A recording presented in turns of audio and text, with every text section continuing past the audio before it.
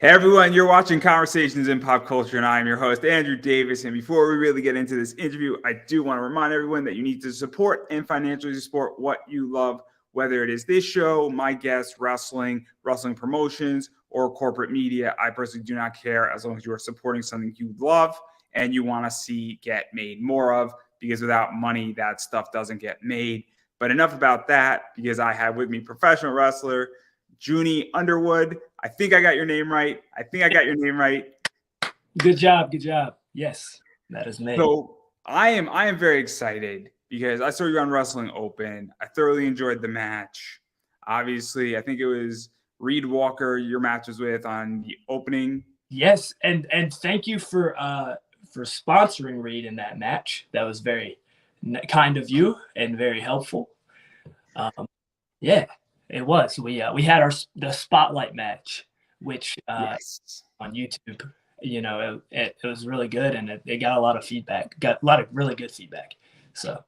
Yeah. And we're going to talk about that in a little bit, but I am curious because you are brand new to wrestling. And what I mean by brand new is I don't even think you're 6 months in.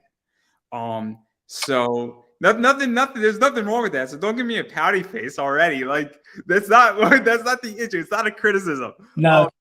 But you are brand new, and I am curious how you got into wrestling, because I've spoken to people who have been in the business for 40 years. I've been speaking to people who've been in for 10. Some people have been in for 5, but everybody has a different way they get in. And also you're in a new generation, I feel. And so what's the story on how you got in to wrestling? So, man, I started I've been training for about a year and a half now. But I started wrestling I started consistently getting bookings and debuts and all that out of the way literally September 5th. So brand new into the world. But man, like a lot of people who have done wrestling or who are doing wrestling, I started young. Like one of my first memories is watching not even the TLC match, the triangle triple threat ladder match. You know the match I'm talking about. Already tag the Hardys versus ENC and Dudley's that later on became TLC. I remember that. Like that was like one of my first memories. I don't remember if that memory was from me actually watching it or me watching a videotape of it. Who knows? I don't tell you.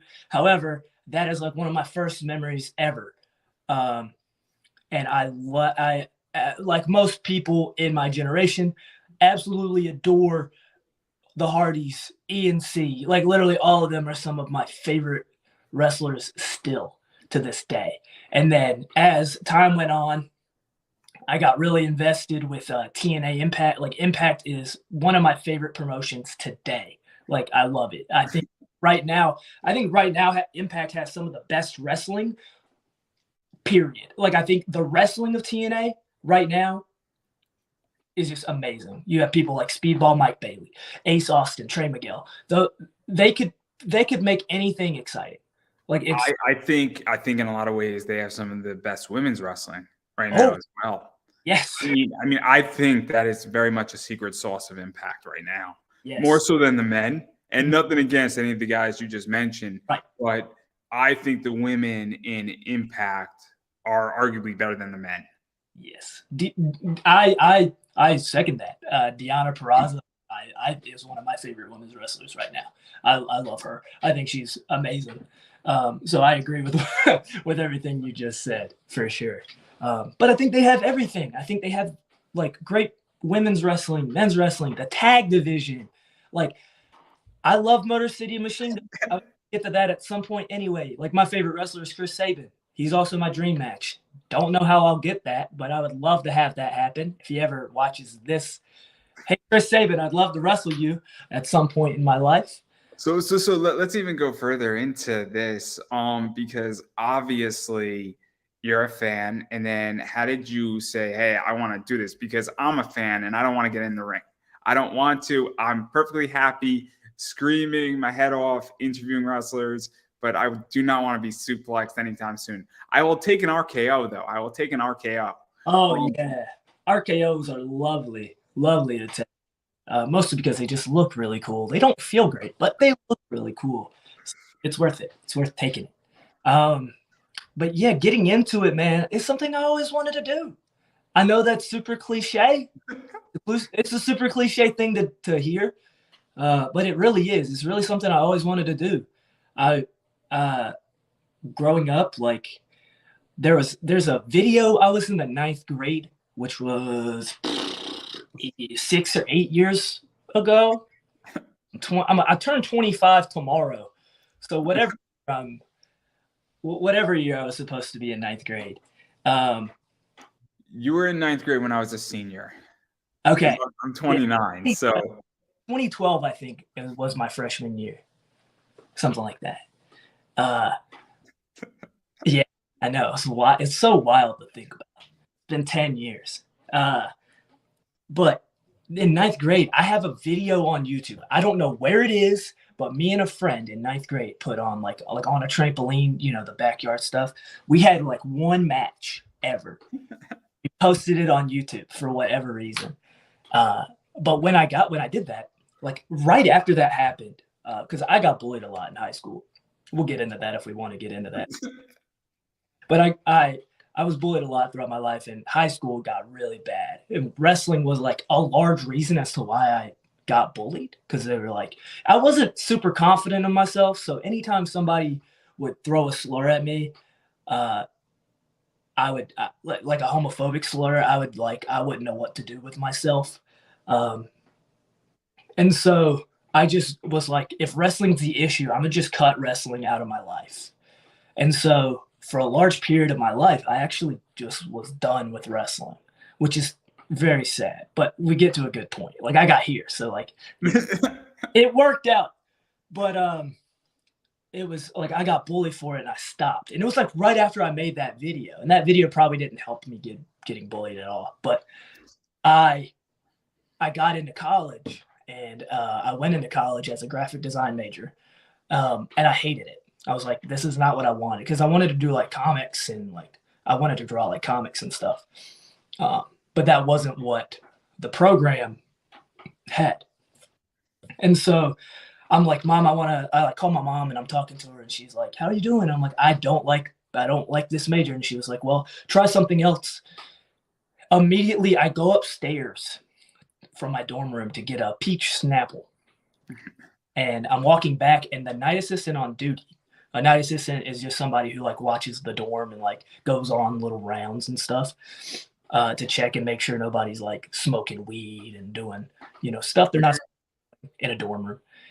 And I passed by, and she's watching a musical. And me, I'm like, what are you doing watching a musical? Like, well, who would watch that? And she was like, yeah, we have an audition on Saturday, which is like not even 24 hours out. And she's like, you should audition. And me, I'd never done a theater. I was not big into that. Like I never did it.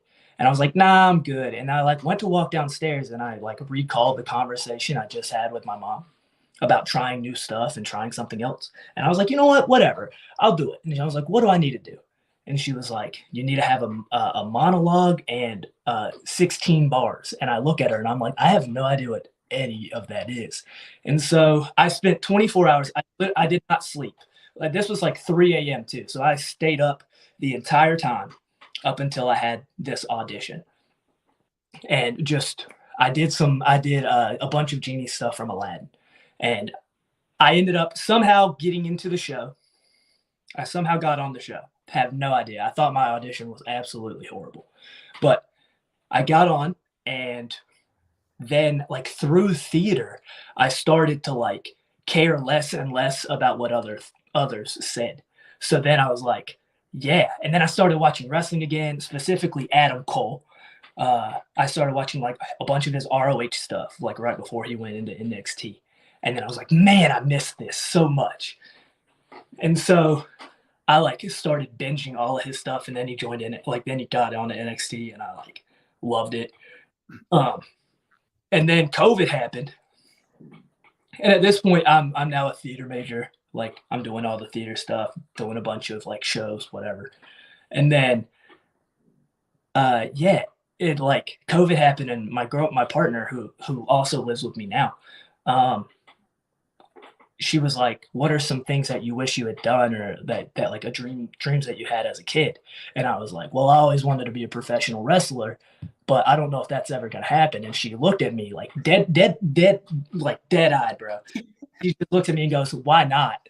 And I really didn't have an answer because I've always been athletic, kind of like I've always been good at athletic stuff. I've never been great at athletic stuff, but I've always been good at it. Like it kind of just happens. Like I look kind of clumsy, but I do well at it. And she was just like, "Why not?" And she was like, "If your answer is you don't think you can afford it, that's not a good answer." Like she was like, "If you care about it that much, try it and at least say you tried it." And so I graduated college at the end of the COVID, or not even at the end of COVID, the end of 2020. I The graduated. code error, we like to call it. Yeah, that middle era.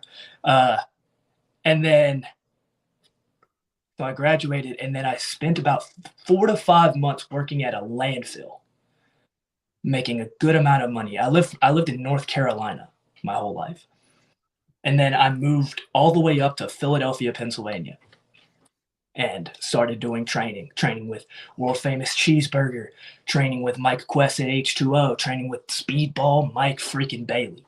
Like, just really trying to. Probably Ryan Mooney, I think, was around there as well, Uh, probably in that um, circle. I Because I know him and Cheeseburger are very close. I don't know.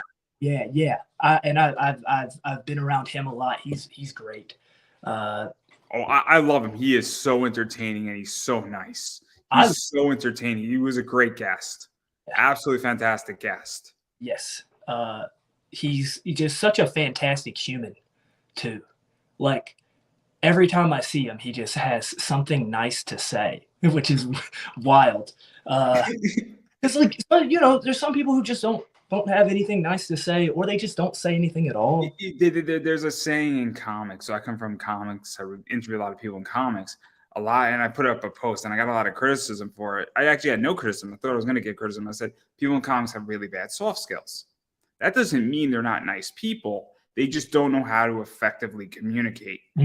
And there, some wrestlers I feel are really talented, but they just aren't the greatest communicators.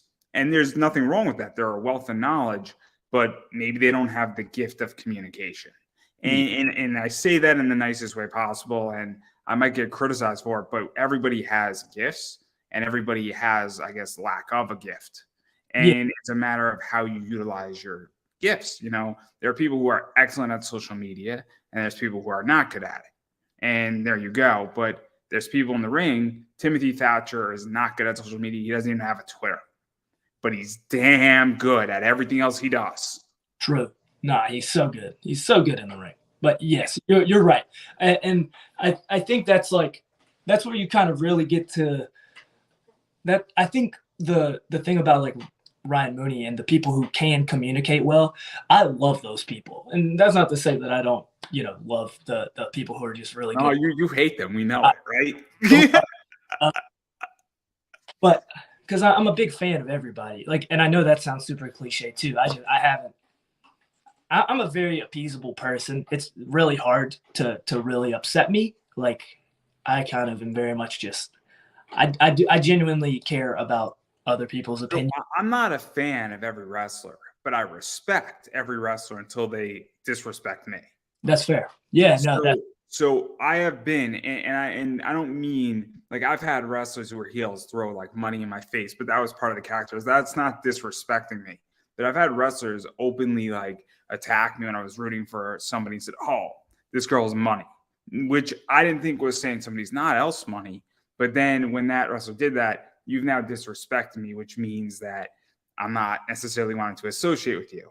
right. But That's fair. if you get into a Twitter spout with me and I think you're in character and then I'm in character on Twitter, that's different. That's different. And if there's a serious issue, somebody will DM me afterwards. Right. But Like that hasn't happened before. maybe we went a little too far. Maybe this went a little too far. Something like that. Yeah.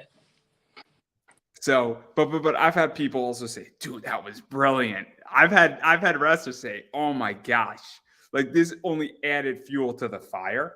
Yeah, And it makes people, but I digress. But I do want to get back to training. So now obviously you move up from I think you said North Carolina, right? and man, North Carolina. So you move up to Philly. Yeah. Philly is a hotbed for wrestling in a Oh, lot of ways. Pittsburgh, Philly, DC's a nice area. Boston, New York. Yeah. Yeah. And Connecticut is all like in between all of that. So that's where I'm at. A lot of cool stuff's in Connecticut that comes through and through. But what was this like moving to Philadelphia and then being in an area where all these cool people are and all this wrestling's happening? And I mean, there's been some rough companies, and we don't have to mention their names, that were prominent in Philly, but there's been companies that have filled the void there. And there are just some very talented people up in Philadelphia. Yeah. I mean, like, I think what's been the most wild to me is like, I feel like I haven't gotten into a lot of stuff with like Philly. Like I've met some fun people from Philly, but like outside of the dojo, like in terms of promotions, I haven't really gotten around to a lot of Philadelphia promotions. A lot of what I've done is like in the New Jersey area, New York. I've done even just the training in the dojo, because that's a very cool area. And obviously Cheeseburger was around, Speedball was around. I always get Speedball's wife's name. I think it's Veda, I think is how it's pronounced. It's Veda. Veda Scott, and I've seen her wrestle, and she's fantastic. And she's funny too, apparently, really funny. I think I arguably I believe she is one of the best commentators right now. She just every time I hear her on a show, I do enjoy it. I love it. I think she makes like Veda makes this show better, in my opinion. I have not come across a show in which Veda does not make the show better. And I'm sure, maybe there's a day where Veda doesn't, but I don't know. I haven't heard it. Oh, I'm just saying that I've seen her wrestle, and I've seen her do funny things in a match. And like she takes out the glass, and then somebody takes out bigger glass, and then she gets bigger glasses. And I thought that was hilarious because wrestling is fun. And that's the thing that I find that she does very well. And other wrestlers do it as well. But people forget that this is supposed to be fun. And it's cool to see an intense rivalry and people want to be at each other. But it's also fun to have a joke match and have a comedic match and have those comedic moments. Mm-hmm. And I think she does that really well. But even going beyond that, though, what was it like training with all of these people and even just picking up knowledge, even if it's once or twice, because these people have so much knowledge. I mean, Mike and her have a huge amount of knowledge for being where they are right now. Yeah. And there's a reason why they had 3 parts of filming their life. And I don't even think we really scratched the surface. No, not at all. Like I've said this to so many people. I think my career and where I am now is very much in thanks to Speedball. He has been like him and Berger have been absolutely instrumental in helping get me to where I am now. There's a bunch of other names that I could name, from Sonny Defarge, Avery Good. Sonny Defarge is a legitimate businessman. He's going to make that crystal clear. I may or may not be required to say that. I don't know. That's his thing. That's his shtick. But him, Avery Good, a very good professional wrestler. A lot of people have really just put little nuggets of gold in my brain. But Speedball, literally, he's so cool and so good and just provides this wealth. Like, for example, me and some friends of mine just went to WWA 4 in Atlanta, which is AR Fox's school. And the way that got set up is because I just so happened to hop on Speedball Mike Bailey's Twitch stream. And I said, "Hey, Uncle Speedy." And he goes, "Yo, Juni, And then he was like, he registered that I jumped into the chat, and he remembered that he had something to ask me. And he goes, wait, Juni, Larry, are you still in here? And Larry's like, yeah. And he goes, Larry, you and Juni, y'all should have a match at WWA 4. And then literally not even a month later, I get a car and we drive to Atlanta, and we have one of the best matches I've had so far. If you haven't watched it, look on WWA 4's YouTube channel. Give it a watch. It's a pretty good time. So let's even talk about that too, because obviously, I mean, we're in a world where knowing people is very helpful. I get a lot of interviews because I know people. Right. A few months ago, got to interview the Bushwhackers. Yeah, I saw that. I happen to know somebody, and I threw out an idea when I was partially intoxicated on somebody else's stream, saying, I'm just going to get a comic thing out of this. And I said, cool, let's do it. And then we had a great interview. And he's like, I'm having the Bushwhackers. I can't make any promises for their, autobiography that I sort of helped write with them. And just so happened that it all worked out. Yeah. Very cool moment, but a lot of people in comics I get just because I know the right people. And then I know people know people, and then people are like, yo, you've interviewed all my friends. Yeah. I have to be on your show now. But what is that like? Because I think that's something that people forget sometimes in wrestling too, is that I get interviews because I happen to know a lot of people. I've been doing this for almost 10 years, and I've built up a nice name for myself, but I also am constantly making ingrounds into people and throwing stuff to people and introducing people. And I don't have the biggest audience, but I don't really have a problem getting guests because I built relationships first and foremost. Yeah. And I mean, you reach out, and like sometimes I don't think people understand that sometimes just reaching out goes a long way, because it really was that simple. Just because I know Speedball, that has helped me get into certain areas. Like I'm not sure. For example, with Wrestling Open, the way that I got on that was not like a traditional way. Like most people go through like a tryout match, which like I know like this Thursday, I'm gonna have a tryout match regularly for it. Whatever the gimmick, not the gimmick, but the thing with Wrestling Open is you kind of go through a tryout match, and then that way, they if they like you enough, they put you on. But just because I knew Reed Walker, Austin Luke, and Marcus Mathers, and was going to be their ride up to Wrestling Open. The Wrestling Open appreciated that a lot, and that got me a match against Reed. And so just by having that connection, and also just being a good person, like I got there and I introduced myself, and I was very like cordial with them, and I was just very appreciative of the opportunity. Let's even talk about Wrestling Open, because Wrestling Open, and I'm the first person to say this, is that I didn't know if it was going to work. And I think it's a fair criticism. I really did, because you have a weird concept of only having 10-minute matches. You have no championships. Some of these people are known in New England, but a lot of them weren't at the time.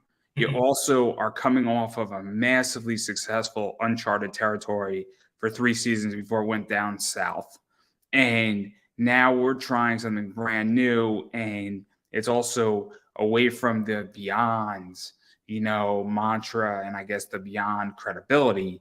And it's a new company, but we all know it's Beyond, but we also know that it's another brand. It's not wrestling. It's not Beyond Wrestling Open, but it's definitely sort of Beyond, if that makes any sense. I mean, I'm trying to. It's under the Beyond banner. Like, they treat it like it's a Beyond thing, but they also treat it like it's its own entity. And it's a really cool entity, in my opinion, because it really does give it gives so much opportunity. Yeah. Every single week, they do make it a point to almost like not have the same exact group of wrestlers every week.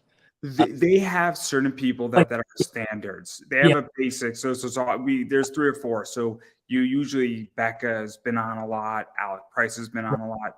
Tyree Taylor, the Miracle Generation, and like right now, like Main Event.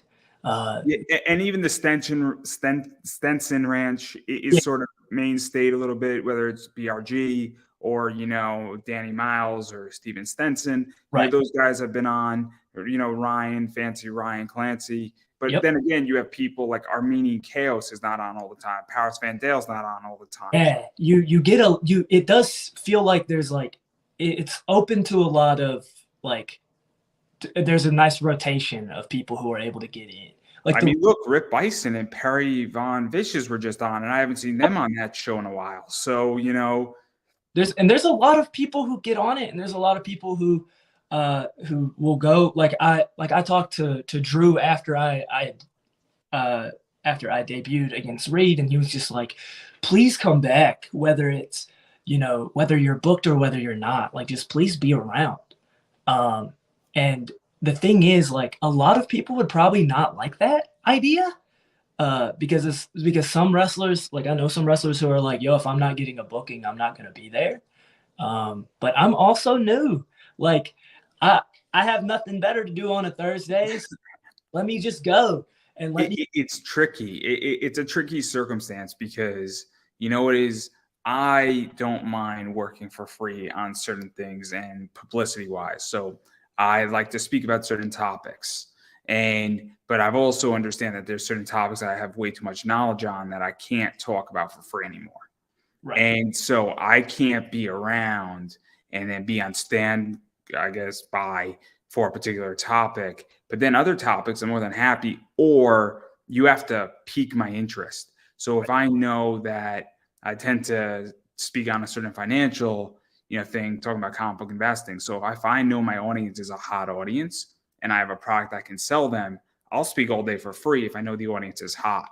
But if a con can't guarantee me, a targeted audience, I'm like, well, can you cover my ticket? Can you cover some meals for me? Can you cover my parking for the venue? And if they can't do that, I'm like, I know what I'm worth though, because I could sit at home and I could do the exact same thing in a private conversation with somebody and make just as much money or more. And so, but then if you want to talk about Astro Boy all day, I'm more than happy to do that for free. So because I understand one of those things has a lot more value than the other. Right. So with Wrestling Open, and me and Tyree were talking about this, is that there's a lot of publicity that can be done with Wrestling Open. Exactly. And it's now, how do you use it, right? I mean, the fact that me and a bunch of other people are tweeting about it on Thursdays, and even when I have a bad Thursday, and every once in a while I'll miss it because I'm out to the movies with my friends or something. But if I watch 40 Wrestling Opens during a year, that's a lot of Wrestling Opens, and there's a lot of publicity to be on that show. Yeah. And how you utilize that is the key. Even in watching one, for example, like the YouTube channel for Wrestling Open, for Beyond Wrestling Open, you get a match on there. You're getting anywhere from 200 to 300 views, if not more. Like within a month, it is really just wild how much one show can help somebody. It really is. Not only because of, and what I don't think a lot of new wrestlers think about this a lot, but film. The fact that like I have access to this, even though it's a short match, like me and Reed, it's like 5.5 minutes. Even in that short match, I have like just this nice little wealth of film that I finally have, that I have access to, that is so worth the drive. You're touching upon something that's super interesting. I have this discussion with people. So, I say, hey, look, it is, if you were running a Kickstarter, you should support my show. You should send me a book. You should, buy me a coffee. You should do something for me. And a lot of people don't get it. And I'm like, but you now have an interview in play.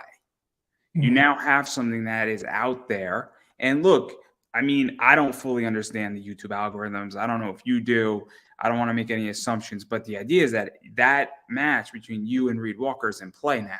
So it could very well be that somehow it triggers something and somebody is watching some weird match, and then it's the next thing that pops up in the algorithm, and now they know who you are.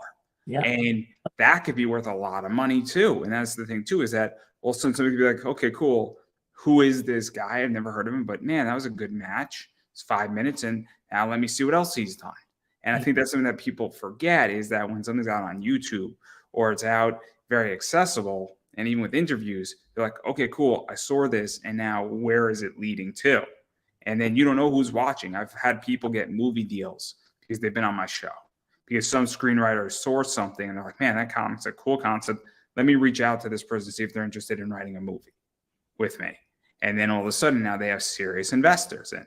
And they're not making like a $9 million movie, but if you have $50,000 to make an independent film, it's a lot of money for independent films. So there you go. And that's happened. So, you never know who's watching. And just because right person might see it. And I have a very weird audience because it's not a wrestling audience. There are partially wrestlers, but there's anime fans, there's comic fans, and there's, cosplayers. And you'd be surprised because maybe someone's like, cool, I like where this interview is going. I mean, not all that interested in wrestling, but they like cosplay and they're cool. Let me check out what this is. Right. Yeah. I like that. I like the idea of being able to go somewhere and get that film. So like, I like to kind of bring it back around to Wrestling Open. I think Wrestling Open is amazing. I think it's such a good thing. The fact that somebody has a chance for 50, how many weeks is in a year? I can't even remember it. 52. 52. You have 52 Wrestling Opens in a year. You have 52 chances to be on IWTV and or not on IWTV, but have like a thing on YouTube. You have 52 chances. You have more than that, because a lot of it now is that you have those events outside that as well. And so there's just a lot of opportunity. There's probably about 75 to 80 times you could be involved with Wrestling Open. Yeah. In some fashion. Yeah. That's what I'm saying. It's so helpful, and it's just so beneficial to independent wrestlers.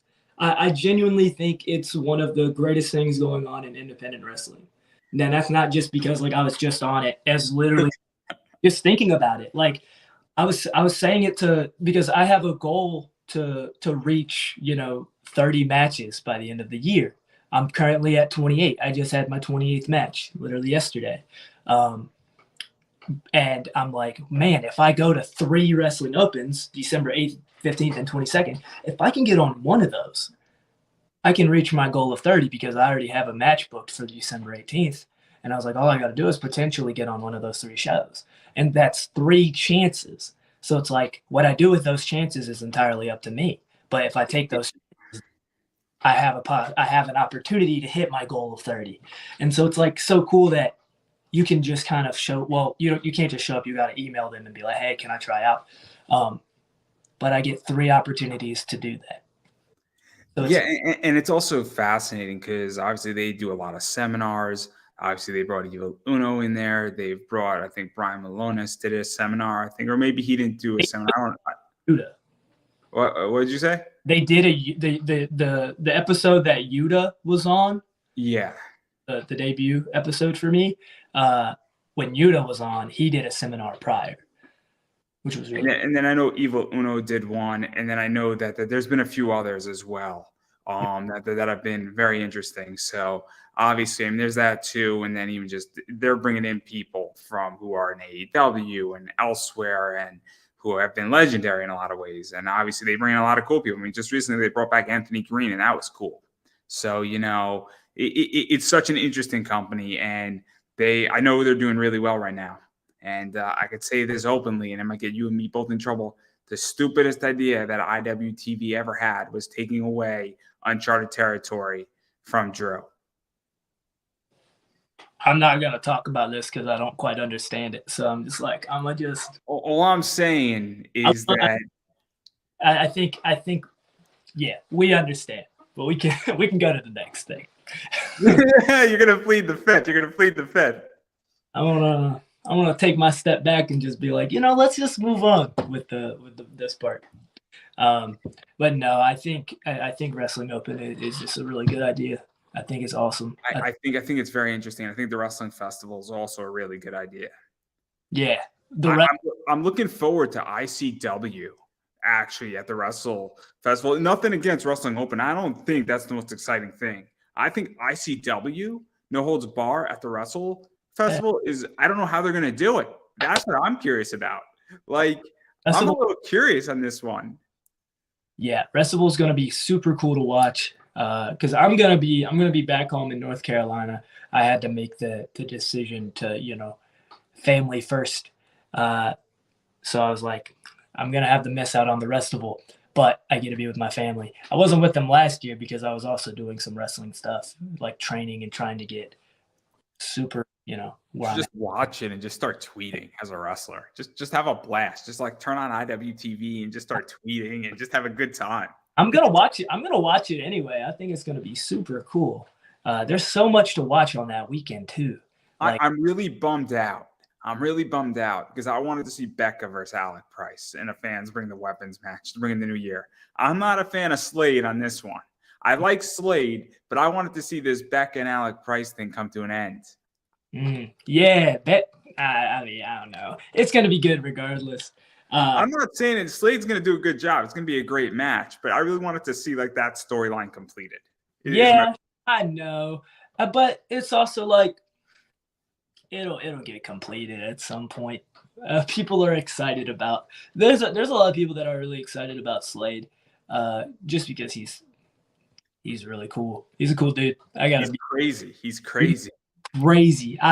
There's a GCW JCW show in Boonton that happened like a couple months ago. Speedball Mike Bailey faced Yo-Yo in a ninjas match. They had like ninjas surrounding the ring. It was super cool. It was a martial arts match. That's what it was. And for some reason, we were all dressed as ninjas. Blah blah. I was a ninja. I can't say that. I guess I can't say that. What does it matter? And it was dope.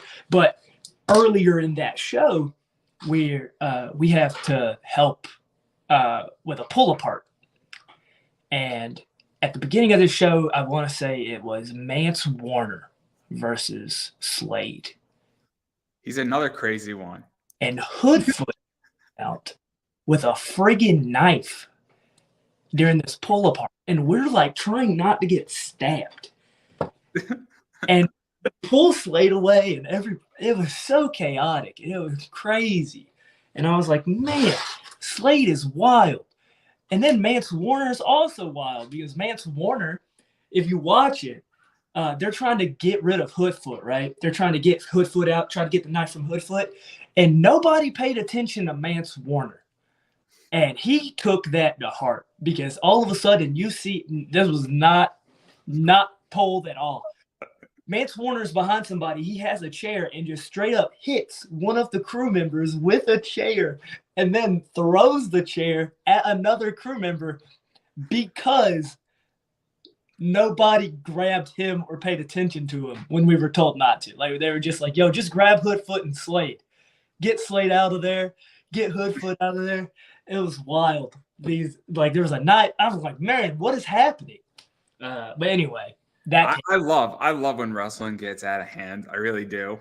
So my favorite thing was I think Shane Mercer and Gary J at ICW No Holds Bar, and they're just like, screw it, we're gonna wrestle throughout the crowd, and then they're wrestling throughout the crowd, and then Larry Legend has to say, if you see the wrestlers coming to you, please move out of the way. And you could tell that Larry Legend was not ready to make that statement, and he was not very happy, and I just started tweeting because I'm like, I think Larry Legend is gonna have a heart attack, and like a bunch of people just started retweeting it, and then Larry Legend retweeted it, and then he just made the announcement again on my tweet. Yeah, it was epic, and I'm like, this made really, really good television. And then me and Gary J spoke about that match on this show, and we spoke about that. I said I thought it was one of the funniest things ever. I really did because I'm like, but what do you expect? You're going to a deathmatch wrestling show. What do you expect? I didn't expect that. I still didn't. Like, yeah, it's a deathmatch wrestling show, but I didn't think a knife was going to be pulled out, But like it was dope. It was a great time though. I always love doing crew for GCW and JCW. I've done that like quite a few times now.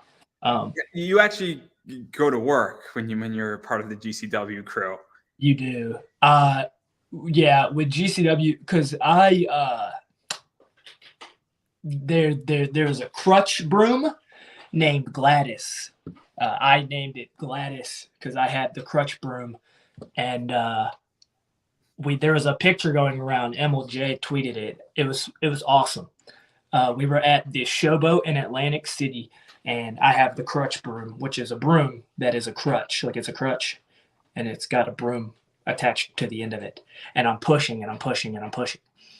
And they were just like, "Man, you're really working." And I'm like, "Yeah, me and Gladys." So what is that like though? Because that actually gives a different perspective, I feel, of wrestling.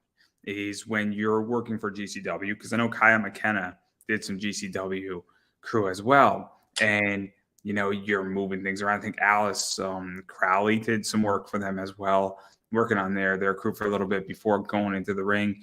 And so, what is that like? Because I think it provides a deeper understanding. And correct me if I'm wrong, and feel free to challenge me.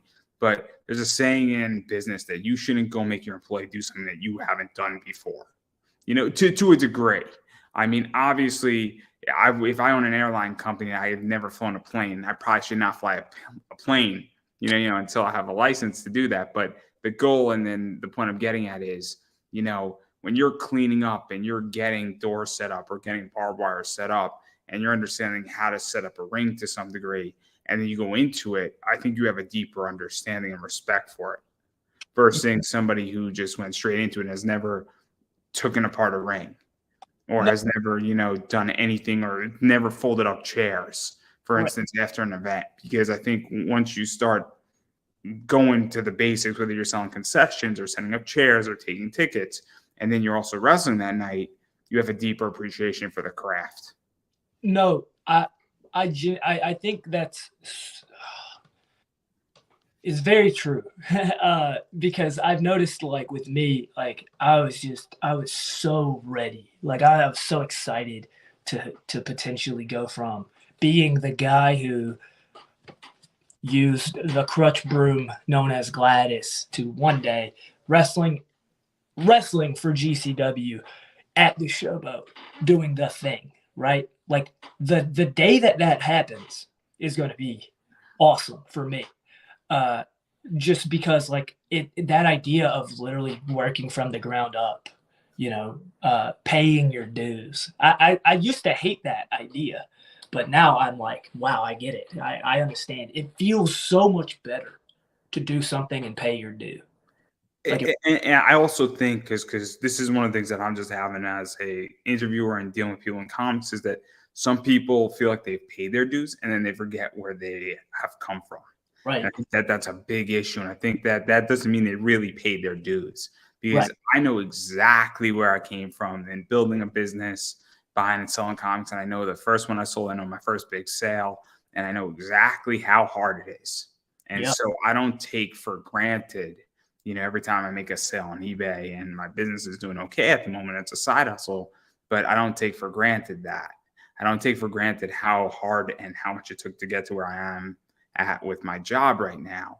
And I paid a lot of things for it, but I know that every day I remember what would it not cost me, but what I fought for. And I feel like a lot of people, and I feel even in wrestling to some degree, some people have forgotten where they've come from. And I Oh, think it's a real hey, problem. yeah, possibly. It's always like somebody's gonna forget, and then one day something is gonna happen, and it's gonna bring them back down to earth, and that's cool. I hope everybody gets that. I hope everybody gets. The Undertaker said it really well. The toes you step on to climb upwards is the asses you're going to kiss on the way down. Yeah. Also, to kind of piggyback off of this idea, this past weekend I did this super camp in New Jersey. It was called the Contest of Champions Super Camp, and Anthony Green was there, and That guy. I'm sorry, but we don't talk about alternative people on this show. nah, I'm gonna talk about him because this That's a joke, everybody. That's a joke. This thing he said to me, it blew my mind, because it's so simple and it's super cryptic, but it was amazing. Because I'd asked him, I was like, "Yo, if you were me, needing one thing answered, blah blah, what would you ask? What would you say?" And he was talking to me and he was telling me, he said, the one piece of advice that I want to give you is nothing in wrestling matters until it matters. And I was like, I don't and do understand you at the same time. And he kind of went forward and he talked about it and he explained it. And he was just like, he never like complained. He did all the extra stuff. Like, for example, when he was with WWE, it's like he did all the extra stuff. He did all the extra stuff. But while people were getting pushed, he was like, I got released. And I was like, and he felt bad about it and blah, blah, blah.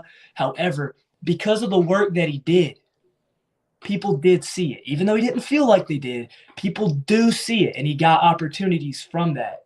And so Interesting. It's it, interesting you bring this up, and not to cut you off, but even no, with me, I've done a lot of work, and yeah, I've done people getting bigger interviews, people getting signed, people getting a bunch of stuff, and I'm like, cool, and I'll complain about it. It's okay to complain privately and say I don't see what's going on, but I've been doing this and I've been surviving for 10 years almost at this point in this media, and I don't have a problem now, getting booked, and people apparently have issues with me.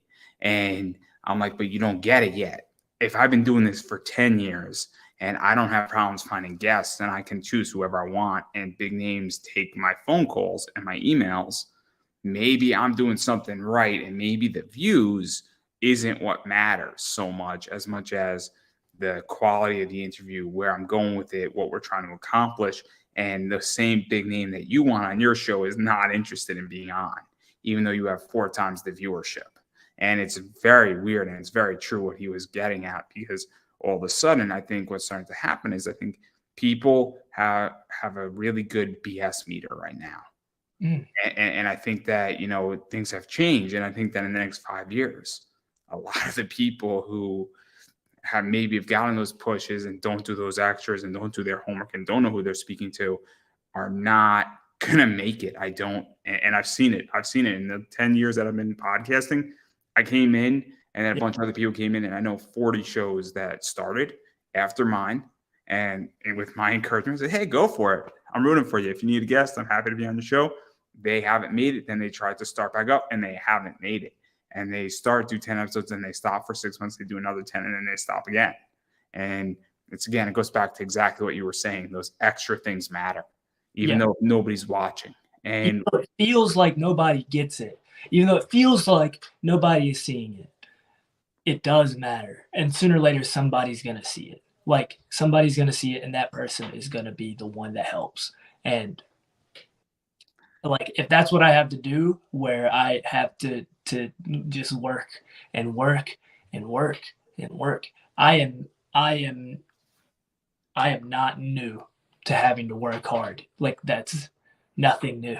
So like if I just have to be a little patient to get to where I want to be, where I would like to be, like I'm not going to be an asshole to get there. Sorry, I don't like to curse on shows. oh, you could curse all you want. I, My show is fine.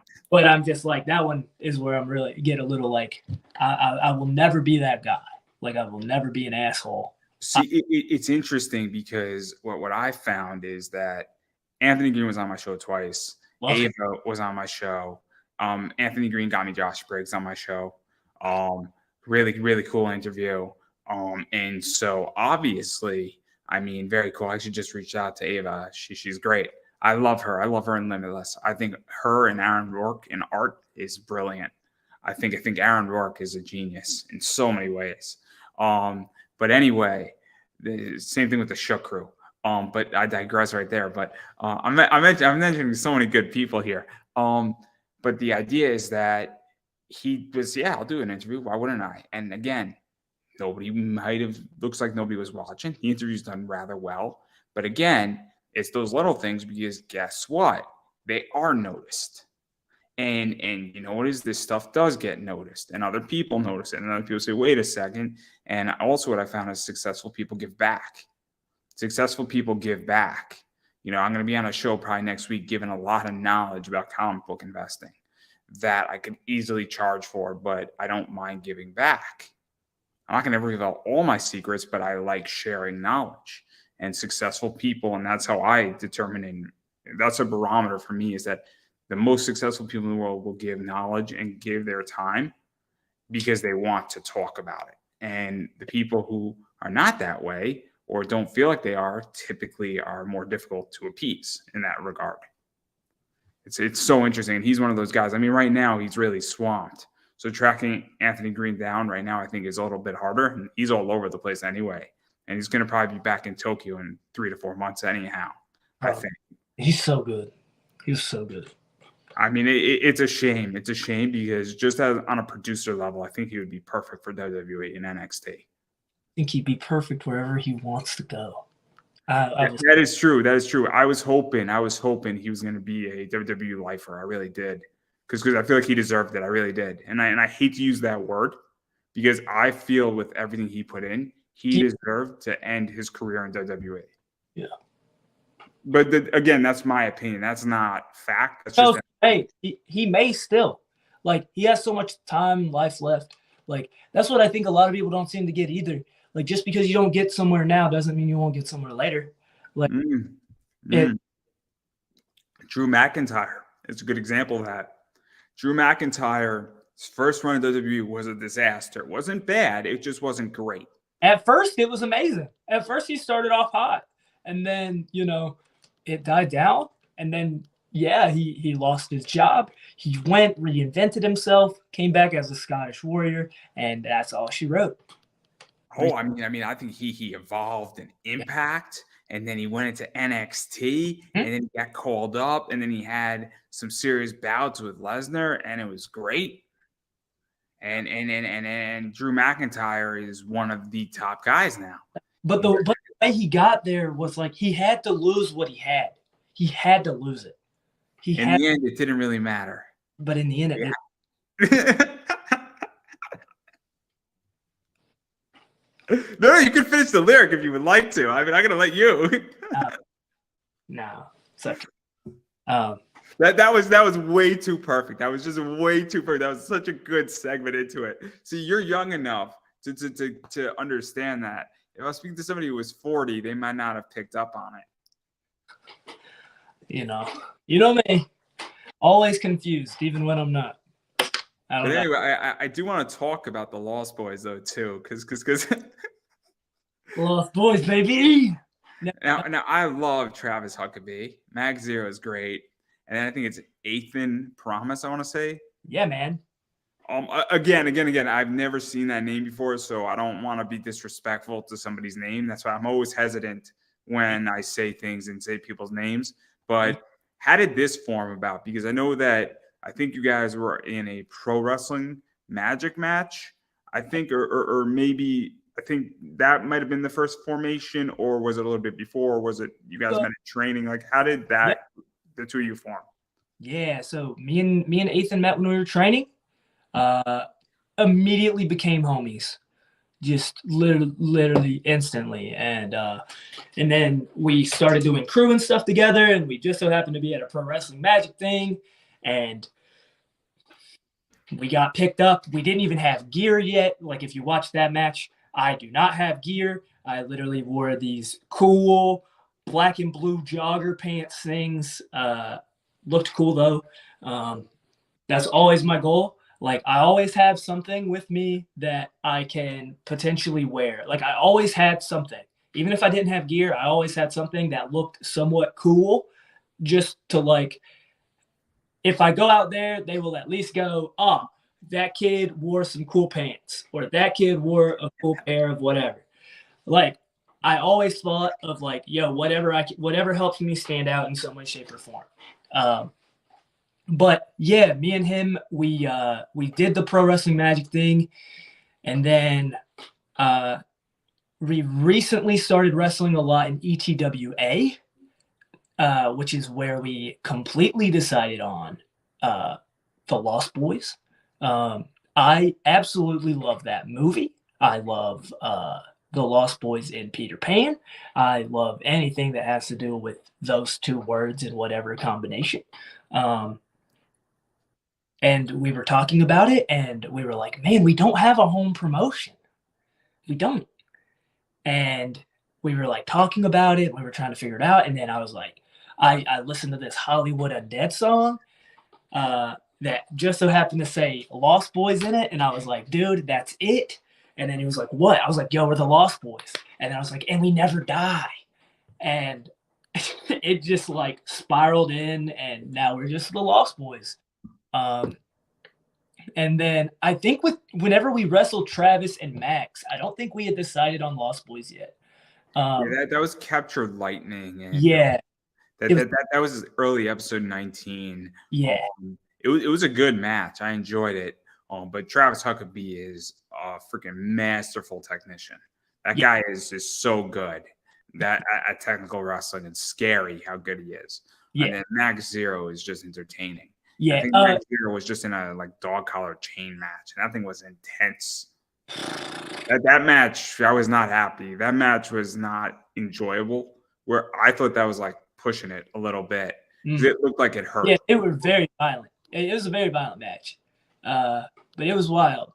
Travis, I consider Travis to be like, I don't know if he's necessarily quite there, but like he's definitely his generation, our generation's like he's an upcoming Malenko. Like so good. So good. And whenever you hear him call a match and you watch his like brain tick, it's like you said earlier, it's masterful. And Max Zero, he's fun. He's just fun to be around. Like, he's great. I enjoy him, but I'm just saying that dog collar match was not enjoyable because it looked like it hurt both of them. It did not look like it was a very how do I put this safe match. It's a good word to use. Yeah. But I mean, that's how they are sometimes. Sometimes you get in a match and both of you agree, like, man, I think we're just gonna take the gloves off and we're just yeah. Like sometimes it happens, and that just so happens to be one of those matches. Like I know sometimes they maybe just trusted each other that much. Like I know, people in some practice matches and stuff. Ethan and I, my tag partner, we will go off on each other because we trust each other so much. Yeah. Now that dog collar match, that might be a totally different thing, but like I don't know. That's just sometimes how it can be. I mean, don't get me wrong. I mean, it was not a bad match. It just didn't look. It just didn't look like it was good. Like it looked like both their necks afterwards when the collar was removed, they looked like, oh, we're gonna feel this tomorrow type of thing. And I'm sure they did. But I digress. It was cool. It was in H2O's territory, which was cool. That entire thing was cool. That it was nice. I forget what promotion it was. It was a Midwest promotion that went up to H2O, and I think what is H2O? They call it the Danny Havoc Arena. I want to say, or is it? I mean, H2O is just like the H2O Wrestling Center. Yeah. They have Danny Havoc as like a part of their Hall of Fame. Yeah. It's been a while because I haven't seen H2O in a while. I've been watching a lot of Wrestling Open. That's about it. And then I've been watching a lot of like pay-per-views on Saturday night, like ICW No Holds Barred. Yeah. But that was crazy. And then obviously we talk about ETWA, and obviously you had some crazy matches there too. And obviously you challenged the Colony, and that was kind of cool. And obviously the Colony's out of another promotion that I don't think I should say their name. A bunch of good people come out of that promotion, but the promotion is problematic. I think is the nicest way I could say it. Yeah. One of my favorite wrestlers, Solo Darling, came out of there, and she's just great. But the Colony, obviously, and I forget who in the Colony was in this match, because the Colony is a lot bigger than people realize. But the members that were in this match, they used to be known as Green Ant and Thief Ant, but they are now Ultimo and Electro Ant, respectively. And that fun match. It was just so much fun because me and Ethan got to heal it up, and it's funny because we're literally not heels, but every time when we train, we're always like baby faces, and we're trying to be baby faces everywhere, right? But every time we get up there, we're always facing the teams, like we're always facing a promotion's like top baby faces. So they're like, hey, we can't, nah. And we're like, So to even talk about this though, to go further, I mean, you guys are brand new, both of you, I think, right? Yeah, and usually the heels are usually the more experienced ones that. So what is this like? Because I think it's harder to be a heel. I really do. I think what did you say? I don't. I So I think it's so easy. I don't know if it's just because like I have so much like pent up anger in it that just makes the flip so easily. so this is my argument, and feel free to challenge me on this. Yeah. Is that I think it's hard. It was John Cena. I came into wrestling. I came in late. I came in when I was in ninth grade.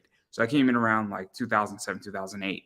Okay. Actually, I came in around 2006 when Cena and Edge were going at Unforgiven. So Yeah. now I thought Edge had a harder job than John Cena because I think it was easier to be, this pro veteran, guy who's, drops a few F bombs, makes some sexual innuendos, makes a joke about a bunch of stuff. And then Edge, on the other hand, had to be, I feel, more witty. He had to be a little bit more cocky, but he also had to back it up. And then he also had to figure out how to duck out of it. And then also say something was outrageous. I think Edge had a harder time or a harder job than John Cena. I think, not physically, not in the ring, but the promos. And then you look at somebody like Seth Rollins as a heel. He does it so good that it's like, I can't not hate you. And you even look at Roman Reigns right now. I don't know. Roman couldn't do a face. He couldn't do a face when he came back after he, defeated his leukemia and he came back. He had a hard time being a face. But once he embraced that, he couldn't be a face. And then he just started doing stuff and just started speaking his mind and just started basically kind of saying F you to the fans to some degree, But again, he makes it look easy. But that's my argument. But maybe I'm wrong. But again, that's just me as a fan Yeah. looking at this. But So I think naturally, Ethan and I are definitely we are natural baby faces. Like we come out, we're young. I'm 25, but I look like I just got my driver's license yesterday. So like I get it. And so we are lovable and we come out with so much energy. Like my moniker is the friendly neighborhood fire starter. I literally just took Spider-Man and related him to me. The passion, like I have so much of it. And if you can't even feel it through the screen, then I don't know how to get it to you.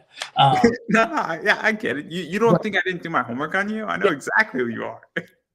But like, we are natural baby faces. It's so easy to be a baby face for us. However, it's also really hard when you don't have a home promotion. It really is. And and it's like it's so much easier for people to hate you when they don't know you. It's so easy. And so you come out and all you have to do is look a little cocky, which is not hard for either of us to do. And bam, they hate us. And it's so easy because they didn't know us.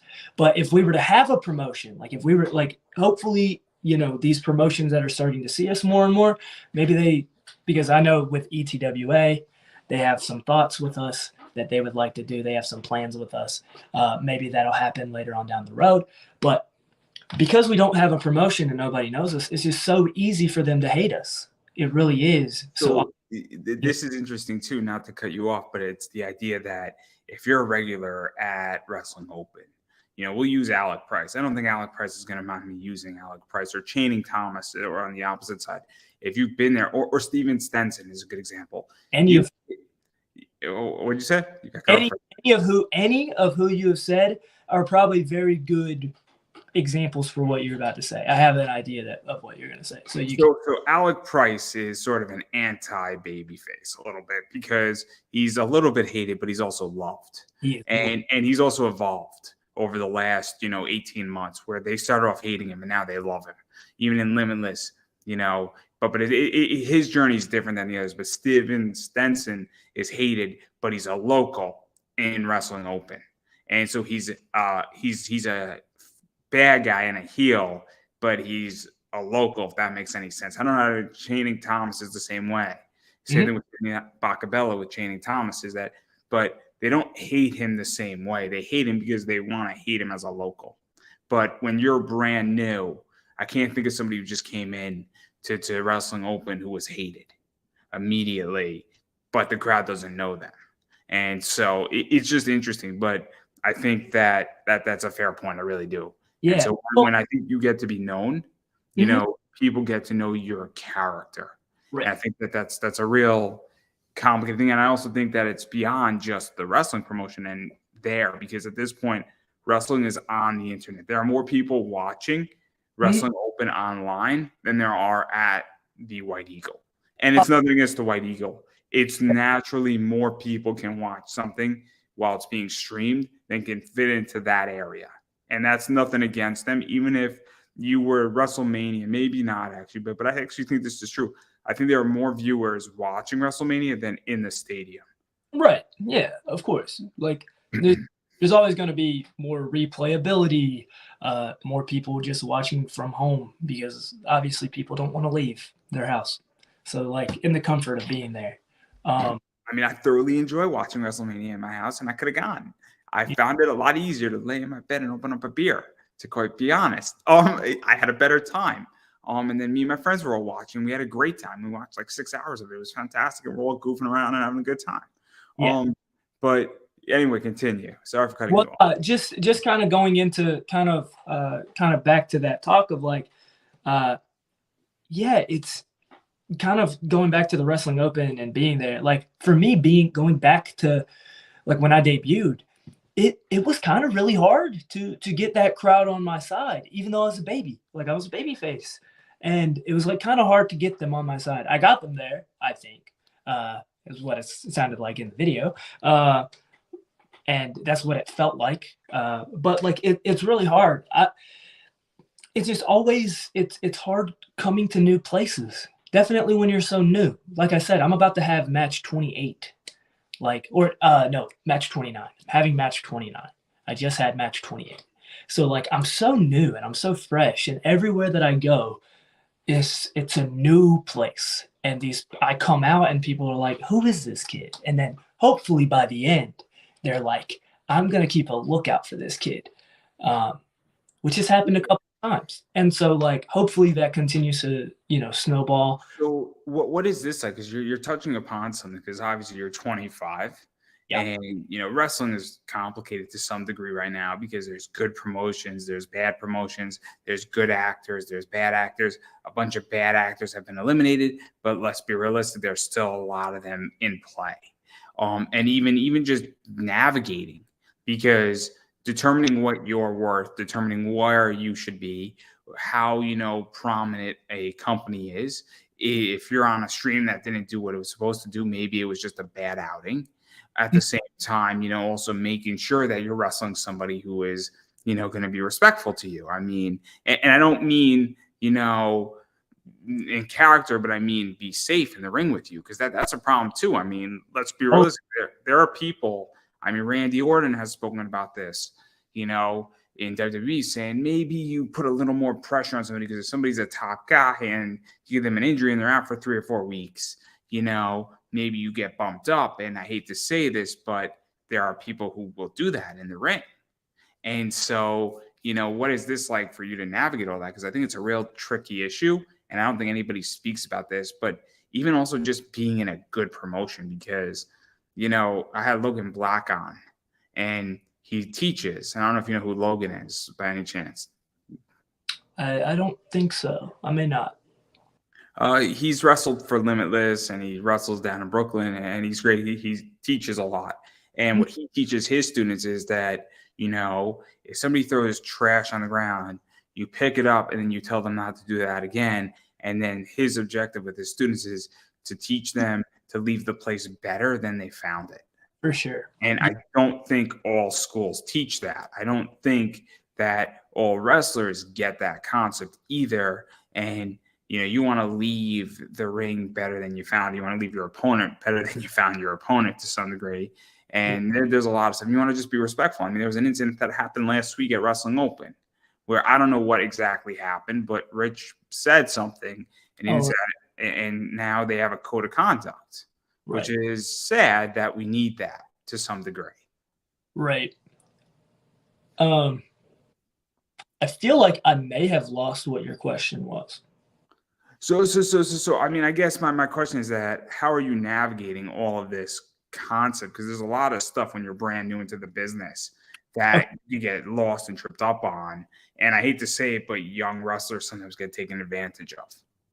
Yeah. So, the navigation of that, I don't think I definitely don't think I've figured that out. I don't know if I will. I don't know if I don't know when that could possibly happen. But for me, what I have figured out is trying to navigate everything that I do by giving myself and whoever is involved a little bit of grace. So, did you feel though that, like, I'll give you an example. So, I think there's certain locker room leaders and beyond.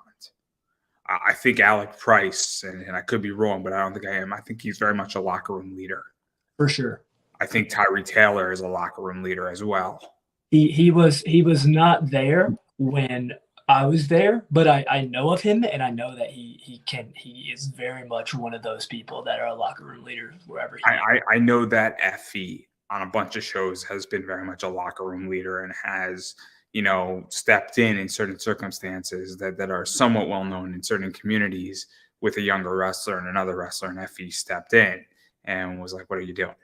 To that older wrestler. So I know there are locker room leaders out there. For Uh, sure.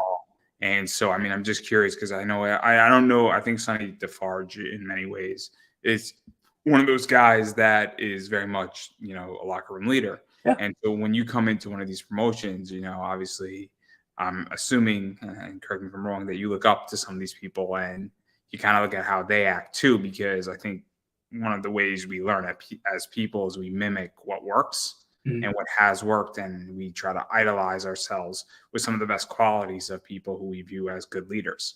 Right. No, absolutely. Like I have told Alec Price like every time I've got a chance to, yo, I'm so excited to have a match with you one day.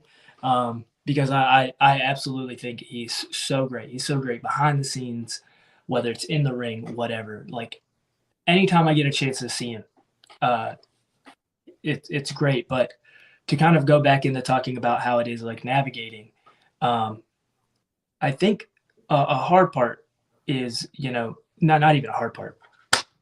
What I like right now is that I do get this kind of clean slate. So every uh, promotion that I go to, I get to see. I kind of get to see the best of all of these promotions because it's the first time, and usually when somebody is there for the first time, everyone around wants them to feel welcome, wants them to see what it's like, blah blah blah, all that, and so being able to navigate it and see like, yeah, obviously there's gonna be. I'm sure I'm gonna run into some not good places. I just so happen to have not done that yet.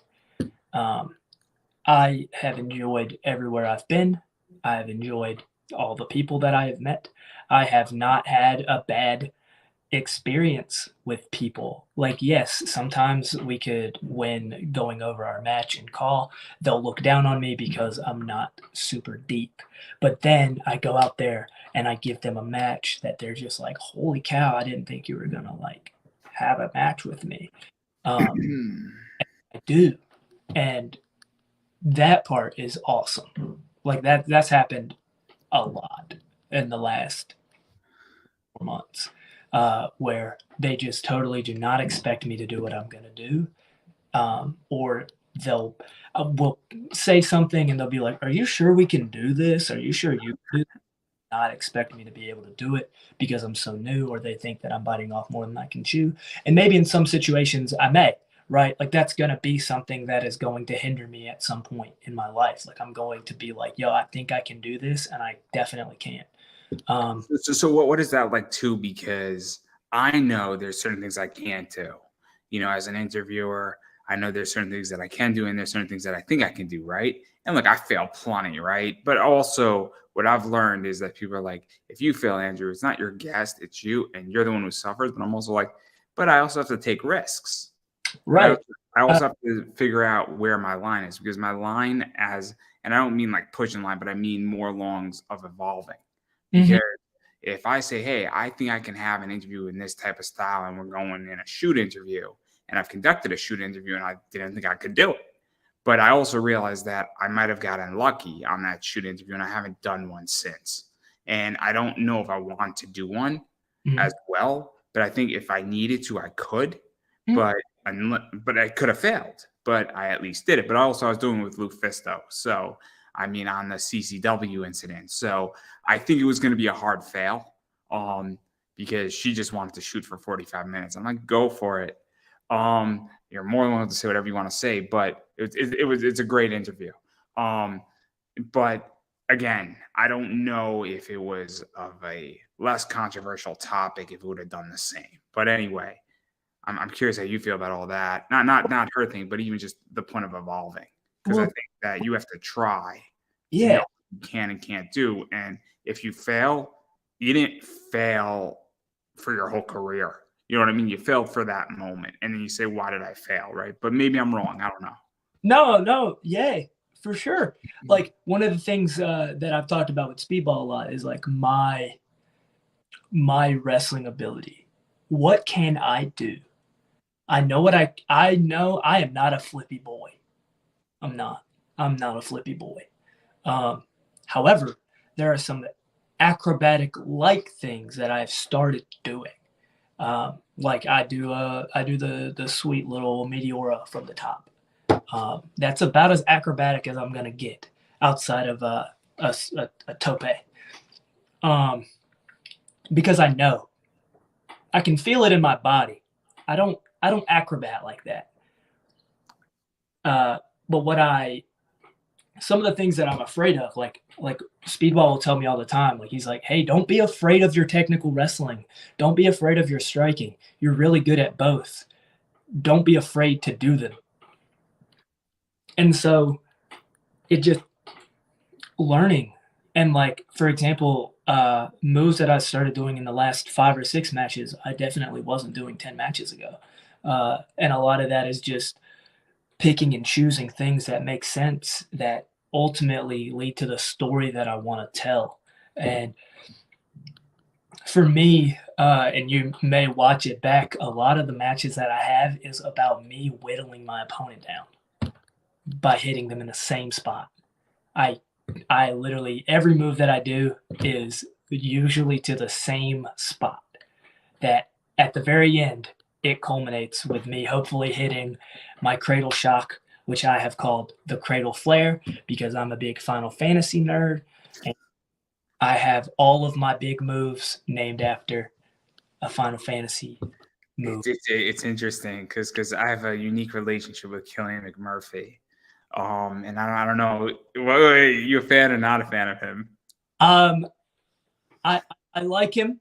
There was a thing that he said on Twitter one time that I wasn't a big fan of, but like that doesn't really matter. Like I hope he gets, I hope he has a good, outcome in life. I have no ill will towards him, but whenever I hear it, I'm like, I wonder what's about to be said because it's either going to be bad or it's going to be good. I've never seen something in between with Killian. Like some people, I have a unique relationship with him because he's a Sonic the Hedgehog guy. I am. I reached out for an interview and I shot him saying, "Oh, dude, I've interviewed all your friends, and then I've also interviewed Colin Shaganasi, Lisa Ortiz, Ian Flynn." He's like, "Dude, you should have just started with that." And so I had one intention. We ended up speaking for Sonic the Hedgehog for an hour and 15 minutes, and Dude, then he does love Sonic the Hedgehog. And it's very, very funny because I had an idea. We were going to go one direction. We went the complete opposite. I was just like, I guess you're going to win this one. And then on Sonic the Hedgehog's 35th anniversary, I had him on with Ian Flynn. And I almost was thinking about bringing on Colleen Shaganasi, who plays Tails, who I know, and Lisa Ortiz, who plays Amy Rose. And I think that would have destroyed Killian. And I think he would have had to retire from wrestling. He would have been like, this is the top of my career. I can no longer continue entertainment. And he would have sailed off into the sunset, a very happy wrestler. But I would have made his entire year in one night. But I made his entire week because I had Ian Flynn, who's been running Sonic the Hedgehog for 17 years, on Sonic the Hedgehog's 35th anniversary. So That's my relationship with Killian. But like again, I have weird relationships with people in wrestling. Nah, I mean, it's fair. Like I said, I have no ill will towards him. I just that sometimes people just have a tweet that you don't necessarily agree with. I don't think he's a bad person. People don't like my tweets about Ray Jazz, but that's okay. You're just not from Jersey. It's all right. I genuinely am like, people please live your life. No. There's 49 other states, and then there's New Jersey. And there's a division. Okay. And I don't know much about New Jersey, man. I'm from North Carolina, so everybody's okay with me. It's a joke. I'm sure. This is the Jazz tip of the day. I love Ray Jazz. I just think Ray Jazz is MJF good. I think he's great. But anyway, I would like to see you wrestle. He's so cool. He's actually like intensely a shooter. Like what I mean by that, like I would not, don't F with him, bro. That's my honestly, I would like my tip. That's my jazz tip of the day. Don't F with him. I would like to see the two of you in a match at some point. I think it'd be a really cool match. I think it'd be cool on Wrestling Open, and I think it would be a great match, and I think it would be very enjoyable. I think it'd be a good match. I really do. Yeah. I think it would change your career in a lot of ways because I think it would really make you evolve. Because I think he would bring a really good fight to you. I really do. I also think I would surprisingly bring a really good fight to him. Because obviously I'm a much smaller athlete in comparison to Ray Jazz. However, I think acrobatically, the speed that I have on him. I think it would be a nice mashup. I do, because I think the styles are very different. I think also the cockiness. I also think the fact that it would give you the ability to be a really good baby face because he's a really good heel. He's amazing. Definitely share this part with Wrestling Open. Maybe they'll enjoy that. Yeah. I'm sure Ray Jazz, who follows me, and I don't know why on Twitter. Oddly enough, he follows me on Twitter. He like, yo, Ray Jazz, you versus Juni Underwood, friendly neighborhood fire starter. Let's go. I'm down for it, man. I'm down. Then you could have Pedro Dones call shot after. I don't know what part he would call on you though. That's the question. I don't know, man. I love Pedro Dones. I'm like, come for your heart, Doug. I love it. I have a very funny thing with him. I don't even know if he remembers me, but I did a outlaw wrestling show. He was on it. And my friends from college were there. They literally went to see me, but like they ended up getting there right after my match because I was doing the pre-show for them. And my friends get there at 8 o'clock. I wrestled at 7:45. They were so upset, but I got to see them anyway, and I got to have a good time. And I get to the back and I'm talking to them, and I learned that like Pedro, he's like talking about like he's married, happily married, and he'll talk to people, and he won't say anything particularly flirty or anything, but he just has this charm about him. He really does, and he's just like he's so good at getting people to bite, and then him just walking away, and I'm like, you are so good. Like, he was talking to my friends, and by the end of it, both of them were like, wow, he is so cool. He's so sweet. And they were very they were ready. They were ready for Pedro. Well, I don't know how he does it, but he's definitely a clever cat. But I don't know. I'm a big fan. I'm a big fan of him. I'm a big fan of literally the Wrestling Open group. Like, there's just so many good people coming in. I think it's really, really clever. I think that what they've done also, and I'll be very honest, I mean, I think it was a risk, the 10-minute time thing, but I also think it's paid off because let's be realistic. How many matches have you seen just as a fan and you're like, I really appreciate what these two guys did, but we did not need 35 minutes of it. I agree. Yeah. Sometimes we need 15, maybe we need 20. Yeah. We don't need those extra 15. Now, sometimes I'll give a match that I felt needed the right time. Triple H versus Seth Rollins at WrestleMania. I felt that match needed the correct time. Triple H versus Batista at WrestleMania, not so much, in my opinion. Well, like, one of the things that I enjoy about it is, like, how they use it. Sometimes they use it in such a good way, like the whole Channing Thomas, Alec Price feud they have going on, or had going on. I'm sure it's not done, but, like, right now it's, done.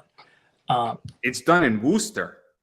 Yeah. But Wrestling Open and Beyond doesn't just go to Worcester. They go to the beach. They go to some other places. Maybe they'll go on the road. Who knows? Yeah. Maybe they'll rename the town, and then Alec Price could be back. Who knows?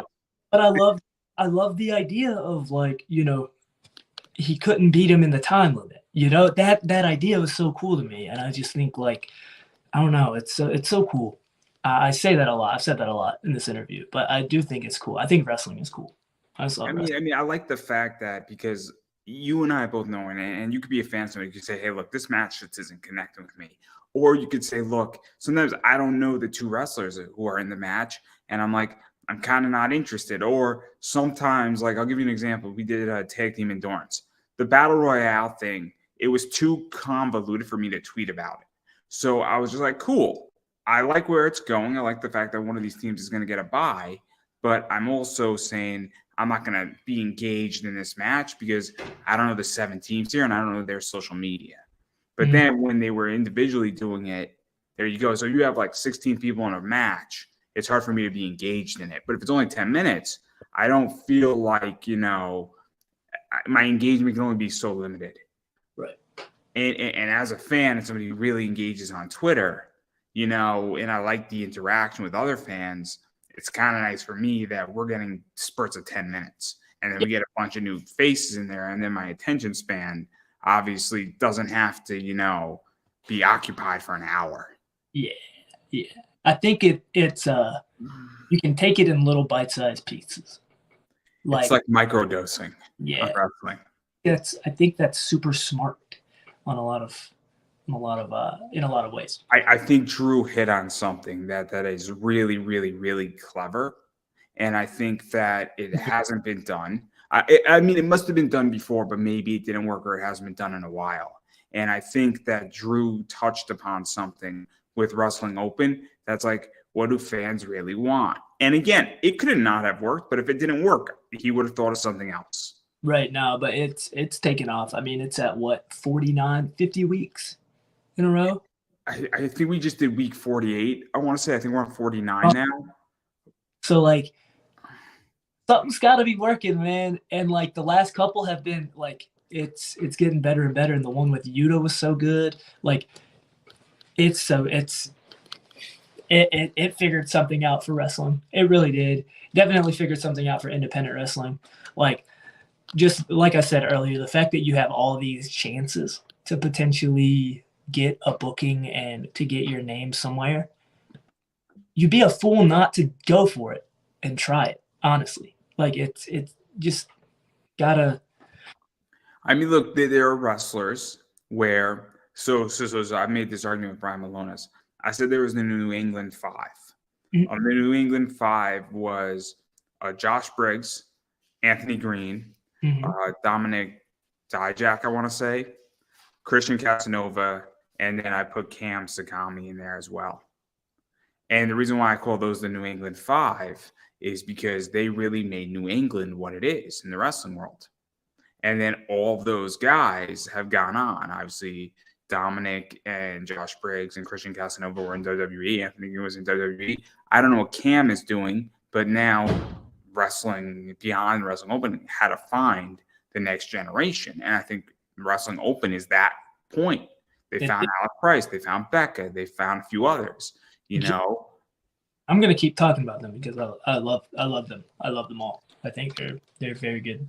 But I think that's what Wrestling Open did in a lot of ways, is that it's opened up and it's found the next generation. And look at who's the next generation. BRJ, Steven Stenson. You have Danny Miles, Fancy Ryan Clancy. In a lot of ways, Ray Jazz is the next generation. And there's going to get to a point where I think at some point there's going to be a spinoff from something from Wrestling Open. And now you're going to have that new generation, or whether it bleeds into chaotic or another promotion or pro wrestling grind or wherever it's going to bleed into. Those are the next generation for New England. And without a doubt, somebody from Wrestling Open is going to wind up in WWE and is going to be a next superstar in WWE or AEW, without a doubt. There's no question. It's a feeding ground. No, for sure.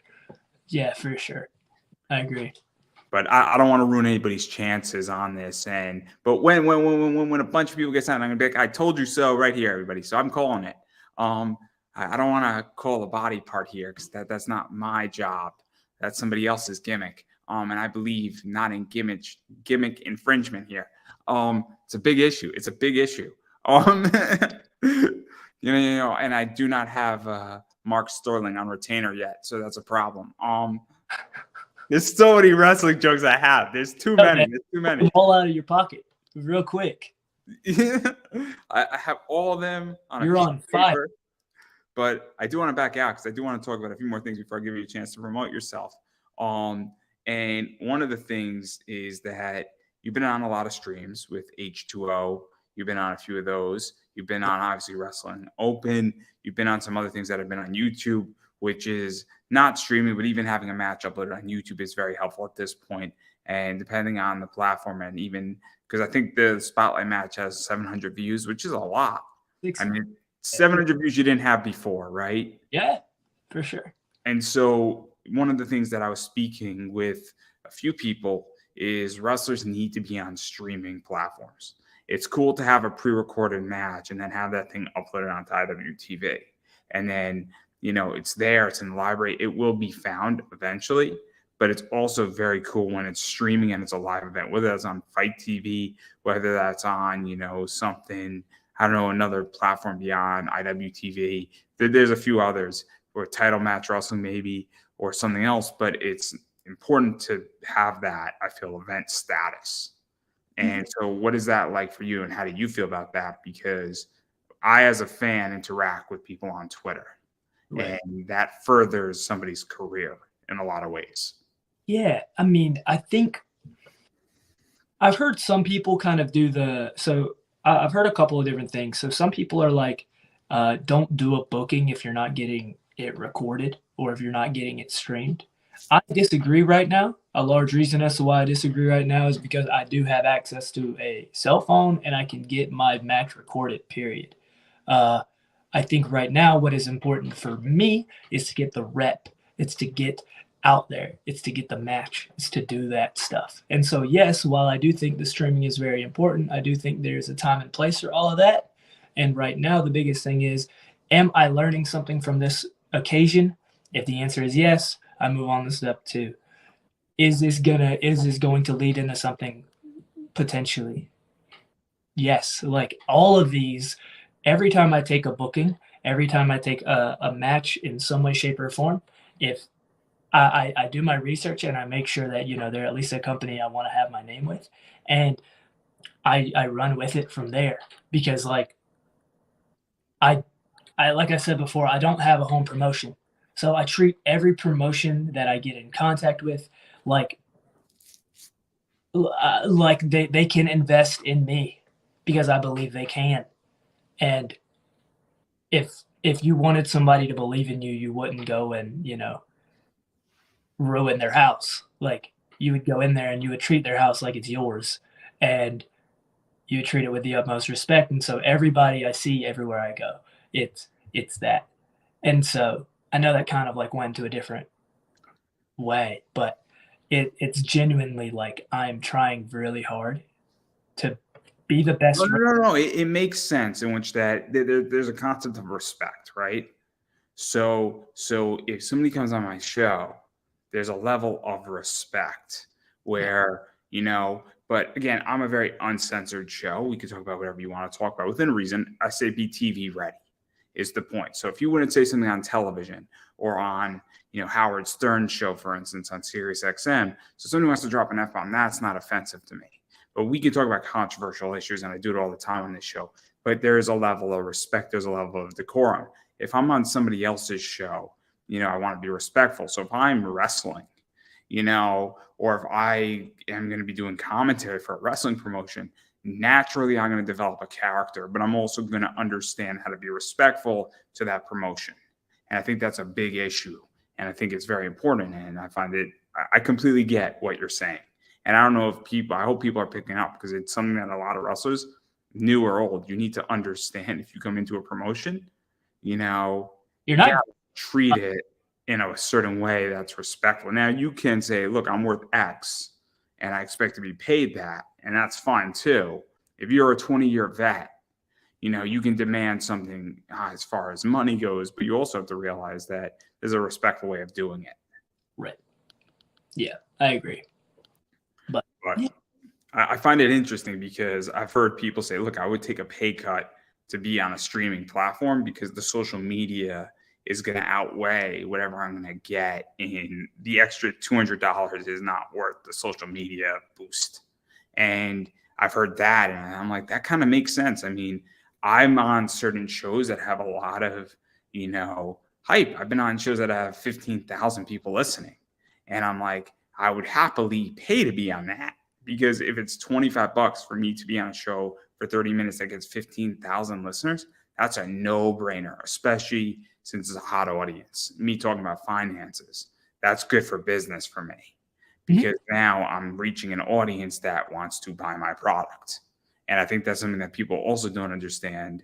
And also, if you have the right to put that match on your YouTube channel and you can record it, that's another thing too, is if the company doesn't have a problem with you releasing the match on your own YouTube channel, that's also something to think about too, even if it's not not streamed out, and they're not going to stream it out, but you have the rights to do it and they sign a release.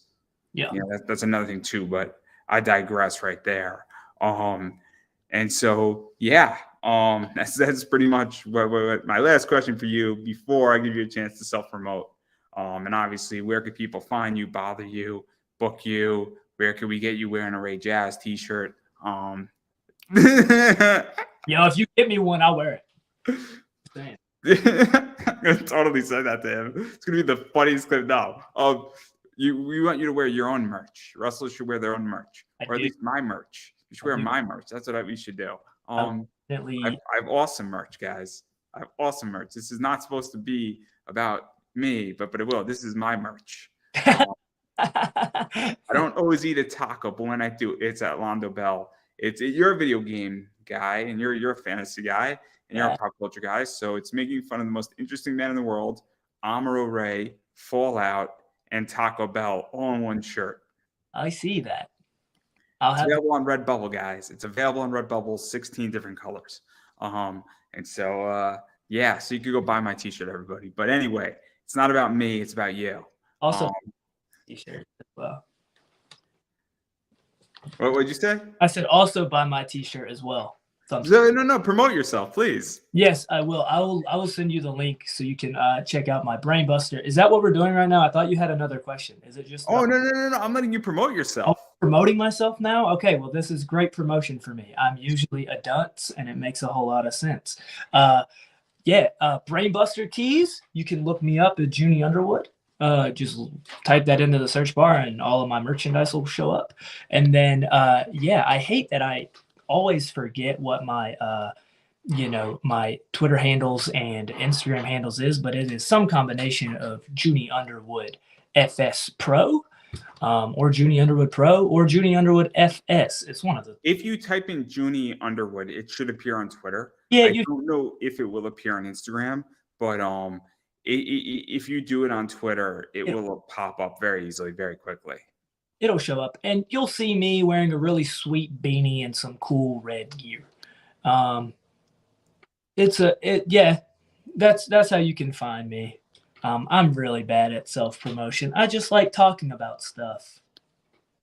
Well, obviously people should go follow you on Twitter. They should go follow you on Instagram. They should go buy your t-shirt. It's important at this point, and I've been saying this, and I'm going to keep saying, I've been saying it for almost 3 years now, is that you need to support the wrestlers you like, the promotions you like. And the way you do that, first and foremost, is you actually watch wrestling, whether that's on IWTV or wherever wrestling is available to you, because sometimes it's on Fight TV, sometimes it's on IWTV, sometimes the match is free on YouTube. Again, you got to watch it, and you should watch it legally, first and foremost.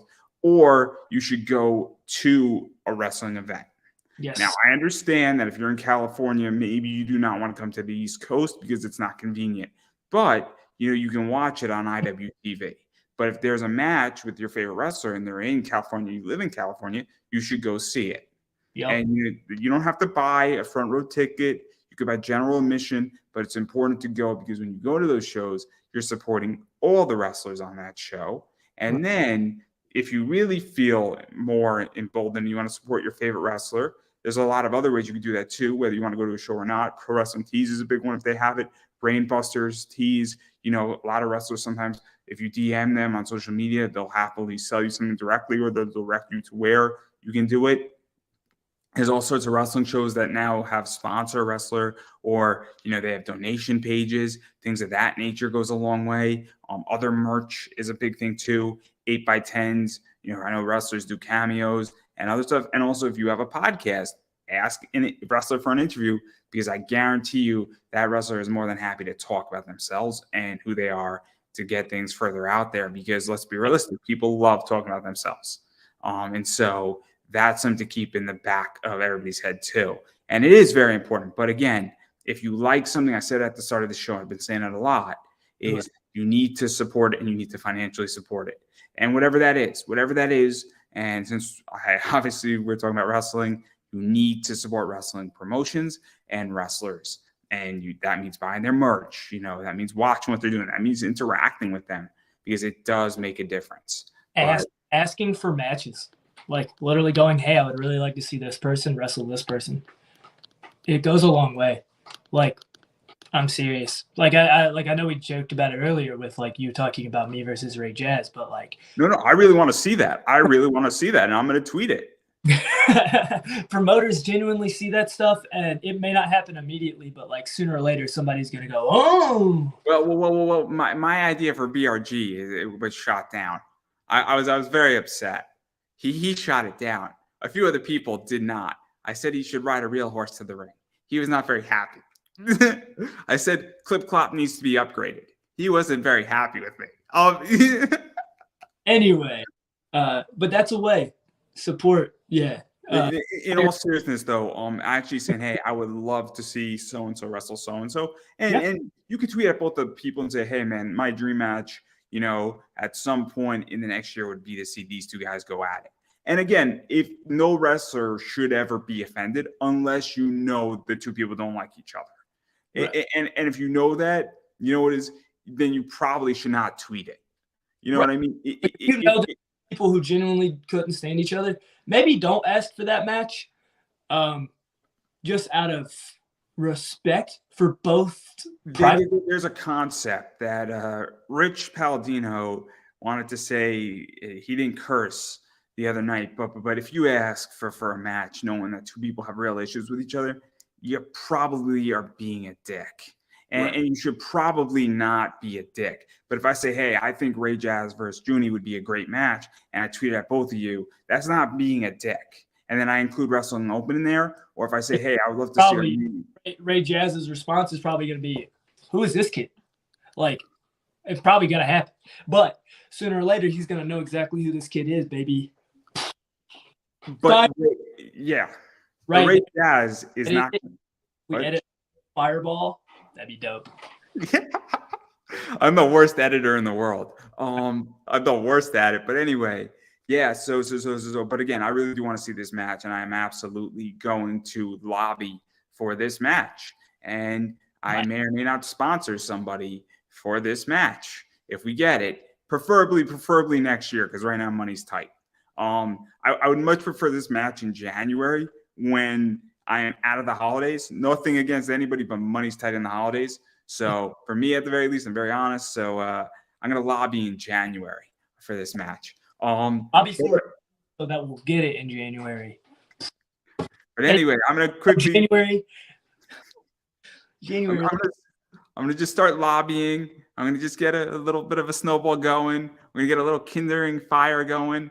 We're going to burn through the ropes. That's good, right? That's good, right? Fire starter.